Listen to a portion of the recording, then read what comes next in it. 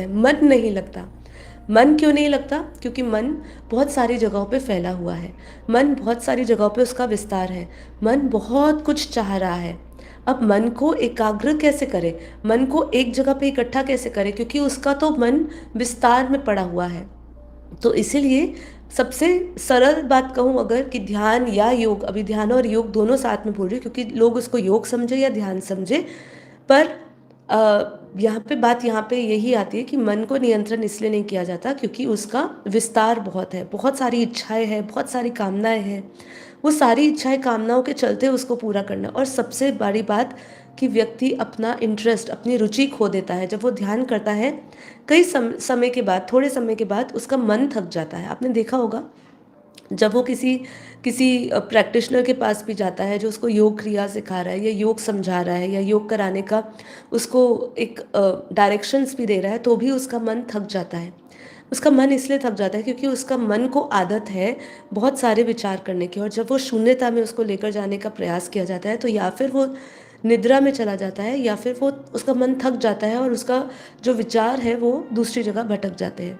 तो इसीलिए यहाँ पे विवेक की बात है। विवेक को हम ज्ञान से जोड़ेंगे कि बापूजी ने कहा है हमें जो 4 सब्जेक्ट सिखाए हैं, मैं सेवा और धारणा की अभी बात नहीं करूँगी, ज्ञान और योग की बात करूँगी। बापूजी ने हमें ज्ञान इसलिए सिखाया जिससे कि हम ज्ञान से ही योग सीखे। तो ज्ञान और योग ये परस्पर चलते हैं, हमने कई बार इसके बारे में बात करी है।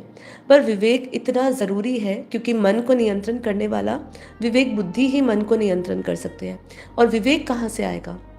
विवेक आएगा आपको किसी भी चीज़ का ज्ञान हो। जब मन क्यों भटक रहा है, कहाँ भटक रहा है, जब इसका ज्ञान होगा। क्यों इंद्रिया का विषय बना हुआ है हमारा मन, क्यों इंद्रियों पर ही भटकता है, क्यों शरीर में ही भटकता है, क्यों वो आत्मा में स्थिर नहीं रहता, ये सब चीज़ों के आपके अंदर ये सब सवाल होने चाहिए।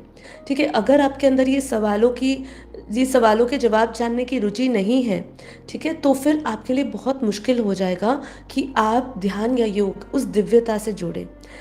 हो सकता है कुछ समय के लिए आप आकाश में ध्यान करेंगे, खाली स्पेस में मैंने देखा है कई लोगों को ध्यान करते हुए, ध्वनि पर देखा है, पर ये आपका फोकस, कंसंट्रेशन, आपका मन को स्थिर कुछ समय के लिए कर देगा, लेकिन आपकी दिव्यता इससे नहीं प्रकट होगी। तो इसीलिए सबसे ज़रूरी है विवेक, ज्ञान, हर एक चीज़ का कारण समझना।